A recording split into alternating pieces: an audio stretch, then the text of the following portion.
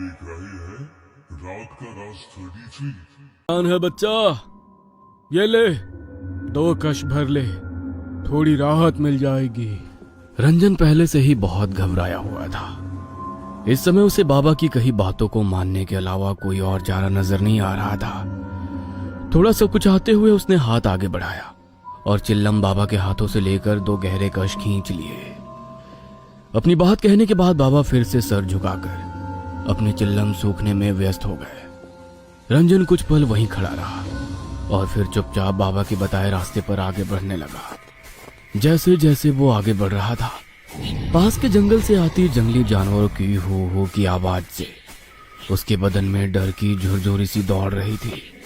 अचानक उसे अपने पीछे किसी के कदमों की पात चाप सुनाई पड़ने लगी। इतने सुनसान रास्ते में अचानक कौन मेरे पीछे पीछे चल रहा है? किंतु बाबा ने कहा था मुझे पीछे मुड़कर नहीं देखना है। क्या करूं, कुछ समझ में नहीं आ रहा। रंजन अभी कुछ समझ पाता कि उसे अपना नाम सुनाई दिया। रंजन, रंजन, इतनी जल्दी मेरी आवाज भूल गया? अपना नाम सुनकर रंजन ने चौंक कर पीछे मुड़कर देखा तो उसे अपने ठीक पीछे वही बाबा दिखाई देते हैं। आओ, मैं तुम्हें ये रास्ता पार करा देता हूँ। तुम्हें डर लग रहा था ना? बोलो, कहाँ तक जाओगे? लेकिन अचानक से बाबा यहाँ कैसे आ पहुंचे और उन्हें कैसे पता मुझे डर लग रहा है? लगता है तुझे मेरी मदद की जरूरत नहीं। नहीं, ऐसी बात नहीं है। बस मेरा कोई ठिकाना नहीं बाबा, काम की तलाश में निकला था। रात में किसी गांव में डेरा लगा लूंगा, सुबह फिर काम ढूंढने निकलूंगा। इस रास्ते से दाएं घूम जाना, आगे एक जंगल दिखाई देगा। वहां पर एक बूढ़ी रहती है, किसी विश्वास के आदमी को ढूंढ रही है जो उसके बंगले की मरम्मत कर दे। बदले में तुम्हें अच्छे रकम दे देगी, लेकिन उसकी एक शर्त है कि बस अपने काम से काम रखना होगा। घर में किसी सामान को हाथ नहीं लगाना है और बूढ़ी से कोई सवाल भी नहीं करना है। एक और बात का ख्याल रखना, बूढ़ी औरत के पीछे जाने की गलती कभी ना करना। मुझे बस काम मिल जाए, इसके अलावा मुझे उस बूढ़ी से कोई मतलब नहीं। आपका बहुत बहुत धन्यवाद बाबा, लेकिन इतनी रात गए क्या वहां जाना सही रहेगा? तुम जाओ, वो बुढ़िया रातों को सोती नहीं है, तुम्हें वो तुम्हारा इंतजार करती मिलेगी। रंजन को बाबा और उनकी बातें अब भी और रहस्यमय लग रही थी, लेकिन इस समय उसके पास ना तो रात गुजारने का कोई साधन था, ना काम का ठिकाना। काम के लालच में वो बाबा के बताए सुनसान रास्ते की ओर मुड़ गया। कुछ देर बाद उसे एक पुराना सुनसान सा बंगला दिखाई दिया। बंगले को देखकर ऐसा लगता तो नहीं कि यहाँ कोई रहता होगा। जैसे ही रंजन बंगले के दरवाजे के सामने पहुंचता है, वो दरवाजा खुद ब खुद खुल जाता है और उसके सामने काले घाघरे और चुनरी से मुंह छुपाए एक बूढ़ी दिखाई देती है। कौन हो? यहाँ क्या करने आए हो? माई, आपको मिस्त्री की जरूरत है? मैं आपका काम पूरा कर दूंगा, बस काम की तलाश में यहाँ आया हूँ। हाँ ठीक है, मुझे ज्यादा सवाल करने वाले लोग पसंद नहीं। बातें नहीं, बस काम पर ध्यान देना। जी समझ गया। और मेरी दिहाड़ी? पैसों की तू चिंता मत कर, तेरी इच्छा से ज्यादा ही मिलेगा। बूढ़ी उसे अपने साथ बंगले के अंदर ले जाती है। अंदर का माहौल कुछ अजीब था। पूरे घर में अजीबो गरीब सी चीजें दिखाई दे रही थी। जगह जगह छोटे छोटे आईने लटके दिखाई दे रहे थे और उन आईनों के साथ अलग आकार की काले कपड़े से बनी गुड़िया लटकती हुई दिखाई दे रही थी। उन सभी गुड़ियों को देखकर रंजन को कुछ अजीब सी सिहरन महसूस हो रही थी। काली गुड़िया की आंखों के आसपास लाल रंग टपकता दिखाई दे रहा था, जिससे वो बहुत भयानक दिखाई दे रही थी। ये घर कुछ अजीब सा क्यों महसूस हो रहा है मुझे? इतने अजीबोगरीब सामान, लेकिन बुढ़िया ने कहा है कि कोई सवाल नहीं करना है, इसलिए अपने मन की शंका मन ही में दबाए रंजन बंगले के उस भाग में पहुंच जाता है जहां पर उसे मरम्मत का काम करना था। बुढ़िया ने उसे रात में ठहरने को एक कमरा दिखा दिया और अगले ही दिन से काम शुरू करवा दिया। इस आंगन को खोद कर यहाँ पर एक पक्का कुआं बनाना है। कर पाओगे? मेहनत का काम है। और हाँ, इसके आसपास चारों ओर दीवार बनाकर घेरा भी करना है। रंजन खुशी खुशी काम करने के लिए तैयार हो गया था। दिन भर बिना मुंह से चू की भी आवाज किए वो अपने काम में लगा रहता। बदले में बुढ़िया उसे दुगनी मजदूरी और दोनों टाइम का खाना खिला देती। एक सप्ताह के बाद काम पूरा हो गया? ये ले तेरा हिसाब। डिमरी गांव से आया है ना तू? हाँ, डिमरी से ही आया हूँ, लेकिन आपको कैसे पता? रंजन की बात सुनकर बुढ़िया ने गुस्से से उसकी ओर देखा। बोला था ना कोई सवाल नहीं।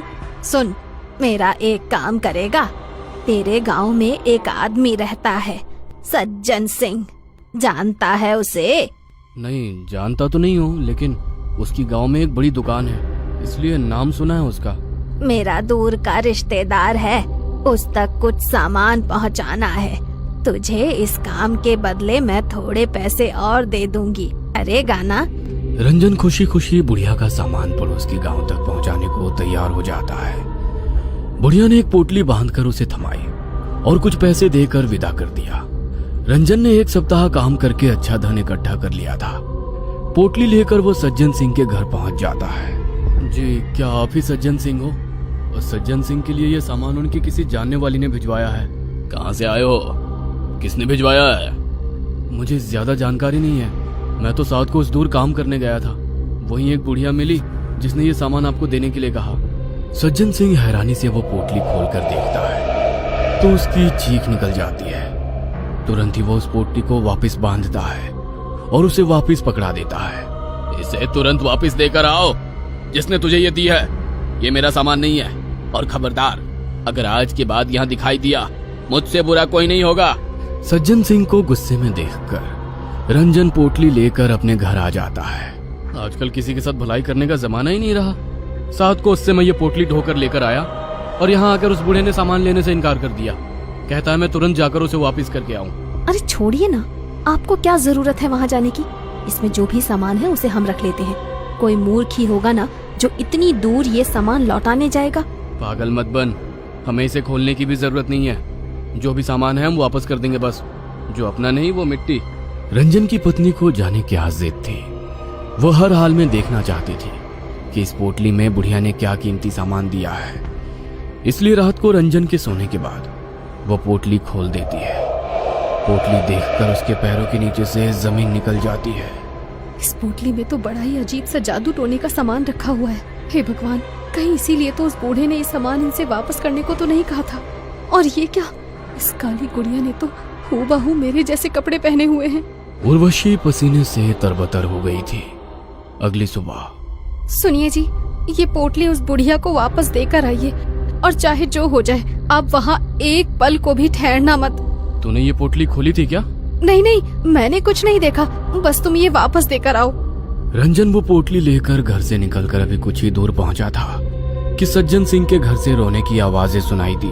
अरे भाई, बड़ी बुरी मौत हुई सज्जन काका और उनकी पत्नी की। लगता है किसी ने मारकर फांसी पर लटका दिया हो। लेकिन हैरानी की बात तो ये है कि कमरा अंदर से बंद था। ऐसा कैसे हो सकता है भला? भाई, मुझे तो कुछ ऊपर का चक्कर लग रहा है। ये किसी इंसान का काम नहीं हो सकता। हालत देखी थी दोनों की, पूरा शरीर ऐसे मरोड़ा हुआ था जैसे कोई कपड़े की गुड़िया को मरोड़ता है। रंजन को गांव वालों की बात सुनकर एक झटका सा लग गया था। एक के बाद एक उसे सज्जन सिंह की कही हुई बातें और पोटली देखने के बाद डर से सफेद पड़ा चेहरा याद आने लगा। न जाने क्या पहेली है इस पोटली की। कल मैंने ये पोटली दी और आज सुबह उसकी मौत हो गई। रंजन तेजी से बुढ़िया के बंगले की ओर बढ़ा जा रहा था। आज जब वो बंगले के सामने पहुंचा तो पाया बंगले के दरवाजे पर एक ताला लटक रहा है और बंगला भी उसे कुछ ज्यादा ही सुनसान सा नजर आया। रंजन अब इस बंगले और बुढ़िया का सच जानना चाहता था, इसलिए वो ताला तोड़कर उसके अंदर घुस जाता है। अंदर का नजारा देखकर उसकी आंखें आश्चर्य से फैल गई थी। बुढ़िया के कमरे में 3 नई काली गुड़िया लटकी हुई थी और उसमें से एक गुड़िया के कपड़े उसे कुछ जाने पहचाने नजर आ रहे थे। रंजन घबराकर उस बंगले से निकलकर बाहर सड़क की ओर आ जाता है। भाई, कुछ पता है ये बुढ़िया कब तक लौट कर आएगी? रंजन की बात सुनकर उस आदमी ने उसे ऊपर से नीचे तक घूरते हुए कहा, पागल पागल है क्या भाई? ऐसा क्यों कह रहे हो भैया? क्योंकि यहाँ कोई नहीं रहता। 50 साल से लटका है ये ताला। और हाँ, भूत बंगला है ये। रात के समय भटकना भी नहीं उसके आसपास। हाँ। उस आदमी की बात सुनकर रंजन की रीढ़ में ठंडक दौड़ने लगी। क्या? भूत बंगला? भाई, मेरे दादा कहते थे किसी डायन का बंगला है ये। इसमें वो तरह तरह के टोटके टोना किया करती थी। एक तांत्रिक था जिसने इस डायन की चोटी काट कर इसे जला दिया था। तब से ये बंगला ऐसे ही पड़ा हुआ है। कहते हैं आज भी रात के समय इस रास्ते से गुजरने वाले लोगों को वो डायन दिखाई दे जाती है और उस तांत्रिक का पता पूछती है। अपने सूखते हलक से रंजन ने अपना आखिरी प्रश्न किया। तांत्रिक? कहाँ रहता है वो तांत्रिक? कुछ मदद कर पाओगे क्या? भाई सुना है उसने इस डायन को मारने के बाद ये काम छोड़ दिया और दूर किसी गांव में जाकर बस गया। उसकी पहचान अब किसी को नहीं पता। बातें करते हुए रंजन बंगले से कुछ दूर तक आ गया था। आदमी के जाने के बाद अब मुझे ये पहली समझ में आ रही है। जरूर सज्जन सिंह वही तांत्रिक है जिसे वो बरसों से ढूंढ रही थी, और उसे मारने के लिए उसने मुझसे इस पोटली में जरूर कोई तंत्र का सामान भिजवाया था जिसने सज्जन सिंह और उनकी पत्नी की जान ले ली। लेकिन अब मैं इस पोटली का क्या करूं? रंजन कांपते हाथों से उस पोटली को उठाकर जंगल की ओर फेंककर अपने गांव लौट आता है। गांव आने के बाद उसने अपने घर का दरवाजा खोला तो उसे उसकी पत्नी भी सज्जन सिंह की तरह रहस्यमयी हालत में फंदे से लटकी हुई दिखाई देती है। पत्नी के जाने से रंजन पूरी तरह टूट गया था। वो हर पल खुद को ही उर्वशी की मौत का जिम्मेदार मान रहा था। आधी रात का समय था। रोते रोते शायद रंजन की आंख लग गई थी। तभी उसे अपने दरवाजे पर दस्तक सुनाई देती है। रंजन दरवाजा खोलता है तो उसके सामने फिर से वही मनहूस पोटली रखी दिखाई देती है। डर से रंजन पसीना पसीना हो रहा था। घबराकर वो इधर उधर देखता है। कुछ ही दूर पर पेड़ की ऊंट में एक काले कपड़े वाली बुढ़िया घूंघट के पीछे से झांकती हुई उसे नजर आती है, क्योंकि जो पीछा छोड़ दे वो डायन नहीं